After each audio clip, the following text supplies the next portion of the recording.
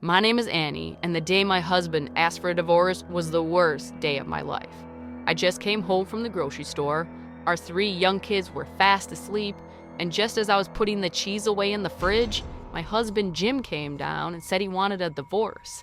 "What are you talking about?" I said, confused. "It's not like we were fighting all the time. Heck, we barely fought at all.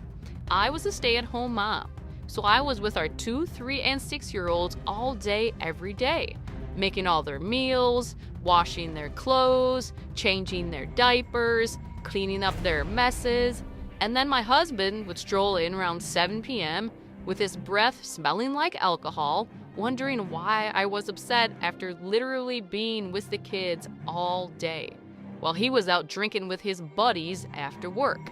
After he said those shocking words, "I want a divorce," I looked him dead in the eyes and said, "Are you serious?"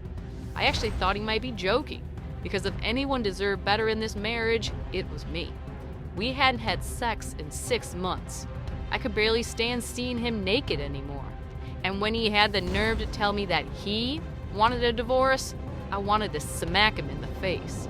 He started yelling about how I had let myself go. I didn't turn him on anymore. And then, as he went in the fridge, he grabbed the cheese and yelled, "You don't even buy the cheese I like." I wanted to throw the cheese at his face. Over the next few weeks, we slept in separate rooms.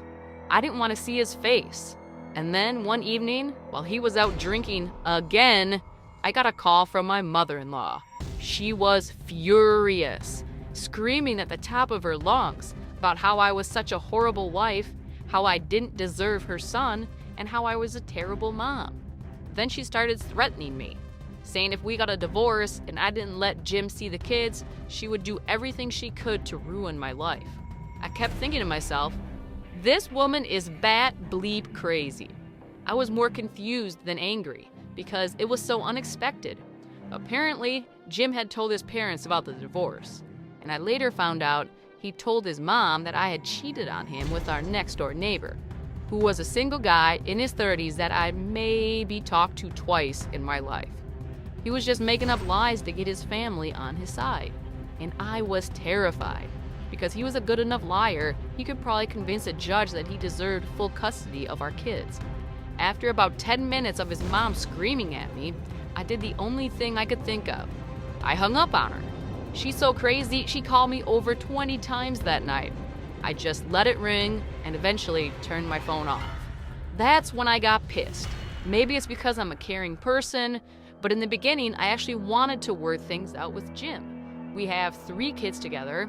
I don't want them to come from a broken home, but after all the lies he was making up about me and his mom screaming at me like I was a child, I wanted to get revenge.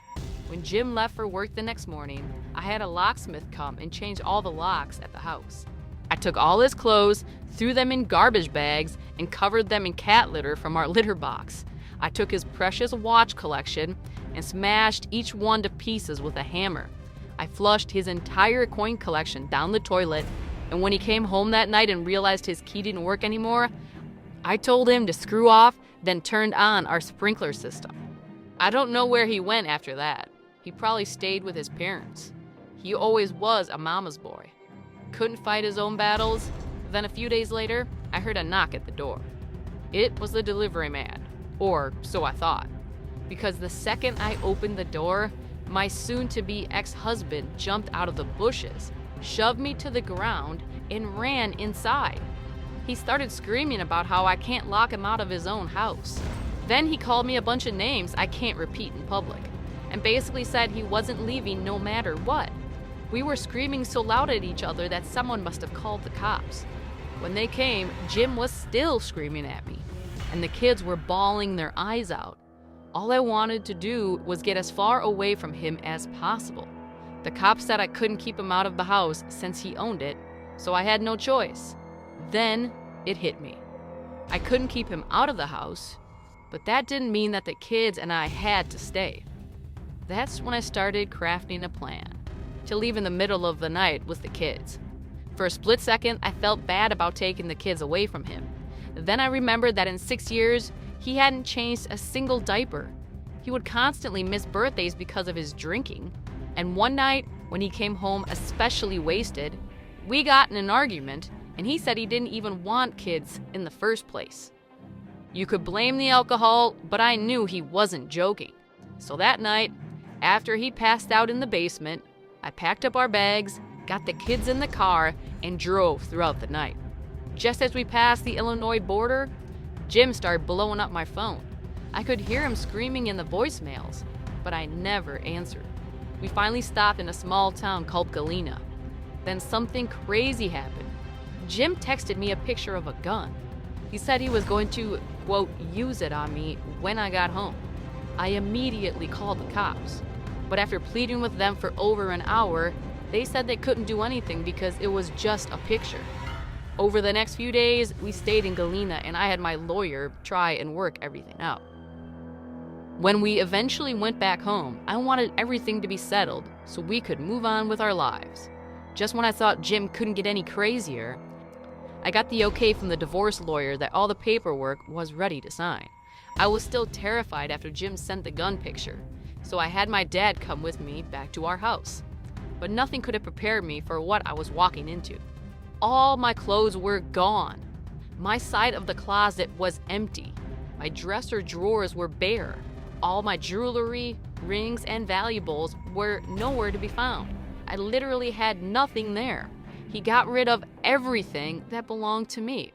I was furious, and when I asked him where all my stuff was, he played dumb. That's when I knew this was war, and he had no idea how low I could go. When we started the divorce proceedings and started talking about who got what assets, I said he could keep everything, except for one thing. There was an old ceramic dish that had been in his family for decades. His great-grandmother passed it down to his grandmother, his grandma passed it down to his mom, and his mom had passed it on to him. It had a lot of sentimental value, and it had all their family members' names engraved on it. I had my lawyer fight like hell to get me that ceramic dish. It's the only thing I wanted, and through the praise of God, the judge awarded it to me. After the hearing was over, I walked out onto the courthouse steps and smashed the dish. It shattered all over the steps, and Jim got to see it as he walked out of the courthouse. He started going berserk, and his mom ran up on me like she wanted to fight. Then she started pulling my hair, and thank God the cops were right there, because I don't care how old she is, I would have put her in the hospital. You can believe that. As the cops dragged her away, all I could do was look at the shattered ceramic dish on the courthouse steps and smile. Call me petty, but it was one of the happiest moments of my life.